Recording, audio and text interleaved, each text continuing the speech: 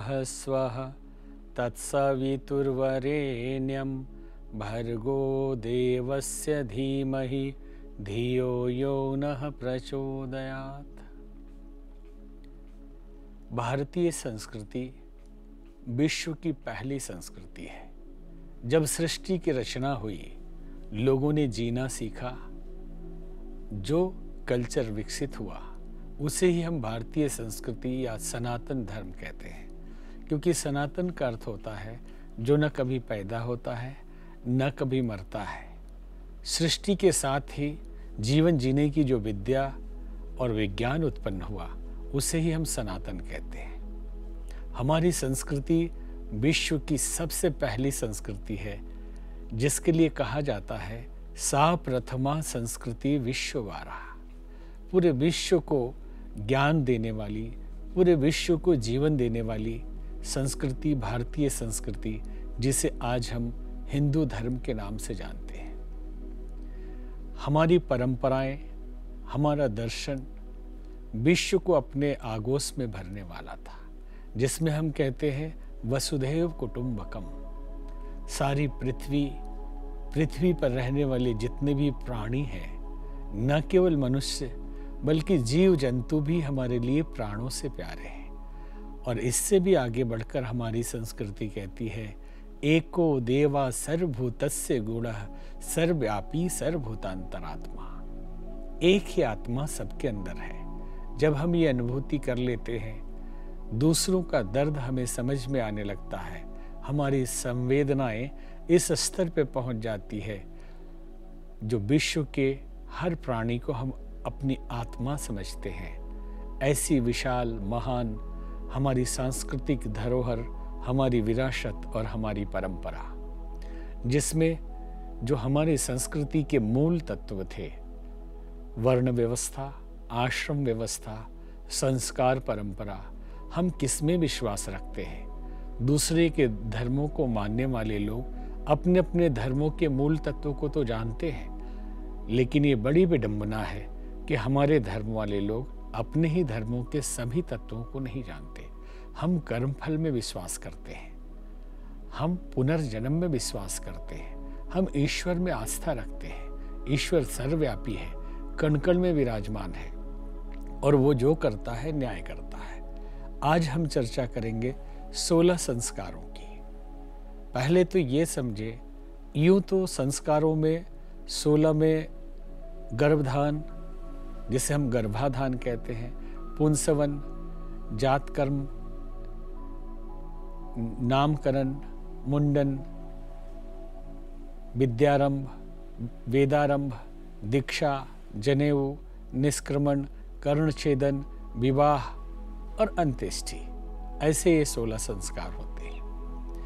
जिन संस्कारों की आज उपयोगिता है, आज के समाज में इसे अपनाया जाना चाहिए, हम लगभग उन्हीं संस्कारों पर चर्चा करेंगे। सबसे पहले तो ये हम समझें कि संस्कार क्या है।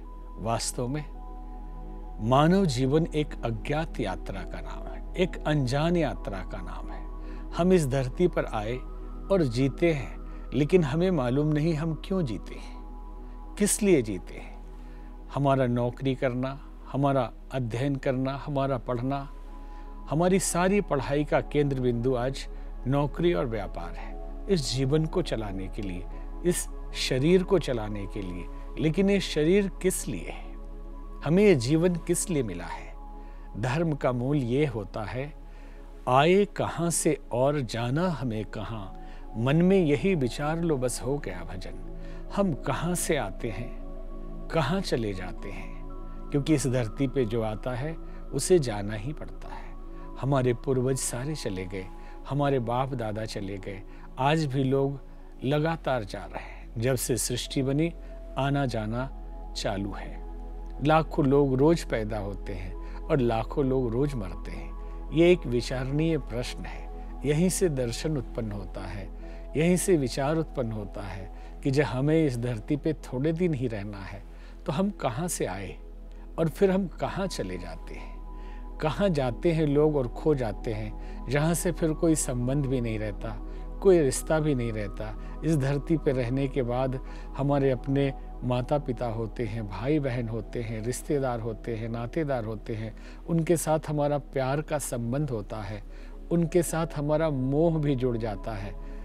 एक पल भी हम उनके बिना जी नहीं पाते। फ़ोन से बातें करते हैं, वीडियो कॉलिंग करते हैं, लेकिन एक दिन ऐसा आता है कि ये सारे रिश्ते टूट जाते हैं, हम कहीं चले जाते हैं। फिर कोई कम्युनिकेशन नहीं होता, कोई फ़ोन कॉलिंग नहीं होता, कोई बात नहीं होती कि ऊपर जाने वाले कहाँ गए और फिर वो क्या कर रहे हैं। धर्म का मूल ये है कि हम कहाँ से आते हैं और कहाँ चले जाते हैं, और जब तक इस धरती पे रहते हैं हमारी ड्यूटी क्या है, हमारा कर्तव्य क्या है। संस्कार शब्द बड़ा ही अद्भुत है। इस अज्ञात यात्रा में जीवन को सही दिशा देने वाले तत्वों को हम संस्कार कहते हैं। यूँ तो मनोविज्ञान के हिसाब से संस्कार हैबिट को कहते हैं, संस्कार अभ्यास को कहते हैं, संस्कार आदतों को कहते हैं। मनुष्य का जीवन, उसकी पर्सनालिटी, उसका व्यक्तित्व संस्कारों से चलता है। दो तरह के शब्द हैं, सुसंस्कार और कुसंस्कार। अर्थात केवल संस्कार ही काफी नहीं है। संस्कार शुभ होना चाहिए, संस्कार सुसंस्कार होना चाहिए। अगर संस्कार कुसंस्कार हो गया तो हमारा जीवन ही बदल जाता है, यूं कहे जीवन ही बिगड़ जाता है। और इस बिगड़े हुए जीवन में आप देखते हैं कि शास्त्र कहते हैं, बड़े भाग्य मानुष तन पावा, सुर दुर्लभ सदग्रंथ न गावा। बड़े भाग्य से मनुष्य का तन मिलता है। देवताओं के लिए भी ये दुर्लभ है। देवता भी स्वर्ग में जब नीचे आते हैं तो वो तरसते हैं कि मनुष्य योनि मिल जाए और मुक्ति मिले। ऐसे जीवन में आने के बाद कोई असुरों जैसा जीवन जीता है, कोई राक्षस जैसा जीवन जीता है। ईट ड्रिंक बी मेरी, खाना पीना, स्वार्थ और संकीर्णता में लगे रहते हैं। और इसी मनुष्य जीवन में कुछ लोग देवतुल्य हो जाते हैं, देवताओं जैसा व्यवहार करते हैं, समर्पण उनके जीवन में होता है, वो दूसरों के लिए जीते हैं और इतिहास पुरुष बन जाते हैं। ये सारा खेल संस्कारों का है। इसलिए कहा जाता है फर्स्ट रिपीटेशन। मनोविज्ञान कहता है फर्स्ट रिपीटेशन। जिन चीज़ों को हम बार बार दोहराते हैं वो देखना है। किसी चीज़ को बार बार हम देखते हैं या किसी चीज़ को बार बार हम सुनते हैं अथवा किसी चीज़ को बार बार चिंतन करते हैं, विचार करते हैं, सोचते हैं या बार बार दोहराते हैं, बोलते हैं, तो फर्स्ट रिपीटेशन देन हैबिट, यही अभ्यास बन जाता है। और अभ्यास से जब गहराई में सब कॉन्शियस में उतर जाता है, चित्त पे अंकित हो जाता है, तो उसी को हम संस्कार कहते हैं। मनुष्य का जीवन न अच्छा होता है न बुरा होता है। इस संसार में कोई बुरा नहीं और कोई अच्छा नहीं। जिसके जैसे संस्कार बन गए हैं, जिसकी जैसी आदतें बन गई है, जिसकी जैसा अभ्यास हो गया है, वो वैसा ही हो जाता है। जैसे एक राजा एक बार जंगल में चला गया, एक मछुआरे के यहाँ ठहरा और मछुआरे ने बहुत स्वागत किया, बहुत सत्कार किया। लौटने के बाद राजा ने मछुआरे को बुलाया कि अब आप हमारे अतिथि होंगे। मछुआरा राजमहल में ठहरा और ठहरने के बाद रात्रि को बहुत सेवा की गई मछुआरे की, दास दासियां लगी रही। लेकिन आधी रात में खबर मिली राजा को कि अतिथि को नींद नहीं आ रही। जो मछुआरा है उसे नींद नहीं आ रही है। बहुत इंतजाम किया लेकिन उसकी नींद नहीं आई। राजा ने कहा, मुझे मालूम है कि ये कैसे सोएगा। एक सड़ी हुई मछली की टोकरी लाकर उसके सिरहाने रख दिया जहां तकिया था। मछली की गंध जैसी आई, मछुआरे को नींद आ गई। उसकी आदत थी मछली के दुर्गंध में सोने की। अभ्यास आदमी को अच्छा और बुरा बनाता है। हमने सुना कि एक बार एक आदमी ने सपने में देखा कि वो मर गया। मरने के बाद ऊपर गया है और उसके कब्र पे बहुत सारी झंडियां लगी हैं, क्योंकि वो आदमी दर्जी था। जितने कपड़ों की चोरी की थी उतने प्रकार के झंडे लगे थे। उसने संकल्प ले लिया कि मैं अब ये गलती नहीं करूंगा। नींद खुल गई। नींद खुली तो उसने ये भी संकल्प दोहराया कि अब मैं कपड़े की चोरी नहीं करूंगा। अपने दुकान में टेलर मास्टर के गया और अपने असिस्टेंट से कहा कि जब भी मैं कपड़े की चोरी करूं तो तो तुम याद दिला देना, इतना ही कहना उस्ताद झंडी, तो मुझे याद आ जाएगी और मैं रुक जाऊंगा। लेकिन आदत क्या करे, अभ्यास का क्या करे। रोज कोशिश करता, रोज कुछ न कुछ कैंची चला ही देता और उसका असिस्टेंट रोज टोकता था उस्ताद झंडी और वो रुक जाता था। एक दिन बहुत सुंदर रेशम का कपड़ा आया और उसने जैसे ही कैंची चलाई, लड़की ने कहा उस्ताद झंडी, उसने नहीं मानी। फिर चिल्लाया उस्ताद झंडी, फिर भी नहीं माना। जब फिर कपड़ा पकड़कर खींचने लगा तो उस टेलर मास्टर ने कहा मूर्ख, मैं मेरे कब्र पे गया था, तू थोड़े गया था। मुझे मालूम है इस कपड़े की झंडी वहां नहीं थी, एक और झंडी लग ही जाएगी तो क्या होगा। आदमी की आदत, हम आदत से मजबूर होते हैं। समाज में बहुत लोग चाहते हैं कि वो महापुरुष बने, इतिहास पुरुष बने, शीर्ष पुरुष बने, समाज में बड़ा काम करें, उनका बड़ा नाम हो।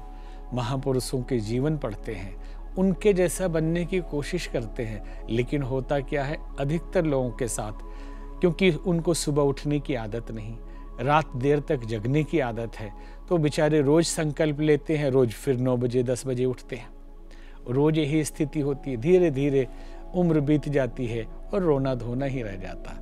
जिंदगी में यदि महान बनना है तो उसका एक ही तरीका है कि उन आदतों को अपने जीवन में शामिल करें जो महान पुरुषों के जीवन में होते हैं। सिर्फ आदत बदल लिया तो संस्कार बदल गया, और अगर संस्कार बदल गया तो पूरा जीवन ही बदल जाता है।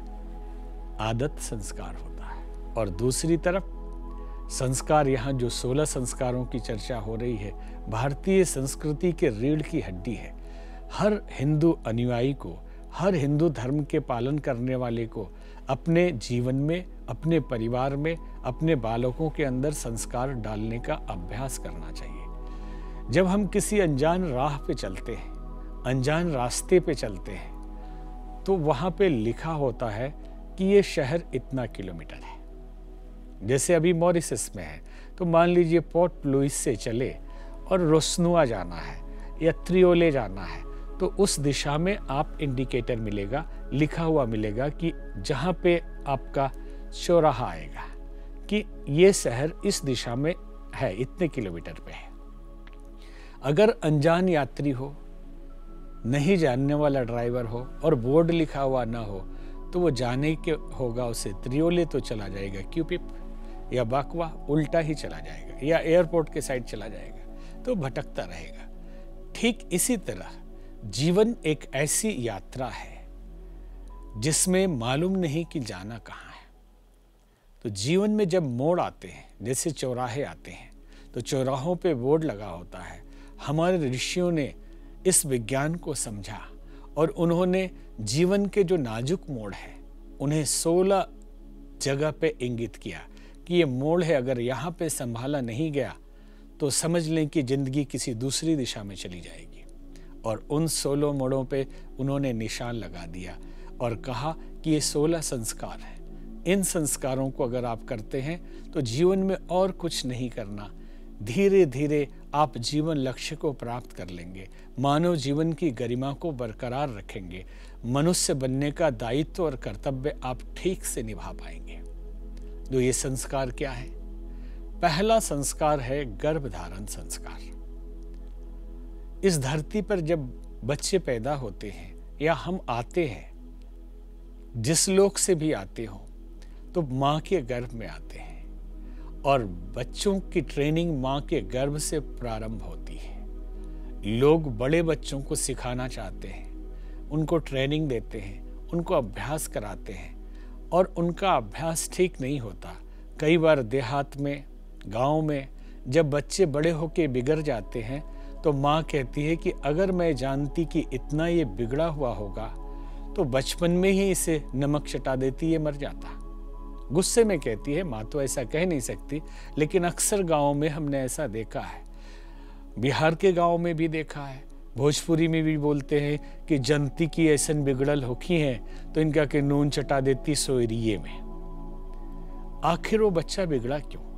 क्योंकि गर्भ से पढ़ाई ठीक से नहीं हुई। सुकरात के पास एक माँ गई और कहा कि आपके विद्यालय में अपने बच्चे को भर्ती कराना चाहती हो। तो सुकरात ने कहा कि बच्चा पैदा कब होगा। माँ कहने लगी बच्चा तो 5 वर्ष का हो चुका है। तो सुकरात ने कहा उसके पढ़ने की उम्र समाप्त हो चुकी है, अब जो कुछ भी करेगा सिर्फ जानकारी हासिल करेगा।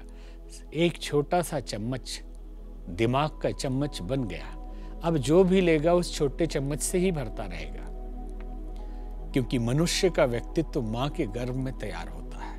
अगर महापुरुष पैदा करना चाहते हैं, अगर महापुरुष अपने बच्चे को बनाना चाहते हैं, तो गर्भधारण संस्कार होना चाहिए। पति और पत्नी गुरु के पास जाते थे, उनसे अनुमति लेते थे, संस्कार होता था गर्भधारण, और किसी विशेष मुहूर्त और तिथि में गुरु निर्देश करते थे कि कब गर्भधारण करना है, ताकि दिव्य आत्मा का अवतरण आप करा सके। लेकिन आज क्या होता है मालूम ही नहीं, खेलते खेलते लड़ते लड़ते गर्भधारण हो जाता है। इसीलिए तो आजकल बालक और बालिका कम कहते हैं, पुत्र और पुत्री कम कहते हैं। क्या कहते हैं? लड़का और लड़की। लड़ते लड़ते पैदा हो जाए तो लड़का, लड़ते लड़ते पैदा हो जाए तो लड़की। गर्भधारण एक विशेष संस्कार था, क्योंकि यहाँ जन्म लेने को बहुत शुभ माना जाता है और एक आत्मा का अवतरण हो रहा है, एक नया शरीर इस सृष्टि में आ रहा है, एक नया जीवन आ रहा है। भगवान राम, कृष्ण, बुद्ध, महावीर ऐसे आत्माओं को कैसे बुलाएं, उसके लिए आवाहन करना पड़ता है। तो पहला संस्कार गर्भधारण का किया जाता था। यह हमारी संस्कृति की बड़ी विशेषता है, बड़ी महानता है।